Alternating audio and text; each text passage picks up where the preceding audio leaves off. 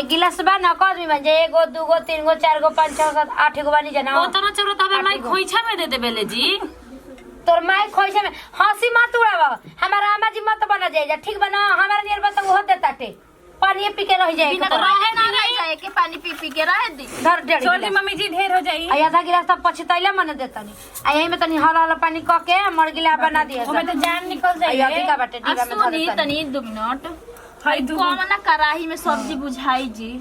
बना के दिखाई हम हां कढ़ाई में जर जाई जर जाई करहिया में ढेर खिस बारे बजे तुम धो देब कुल चीज आ दाल ना लेनी हई दाल के पैसा बटा तना महंगा दाल भइल बाटे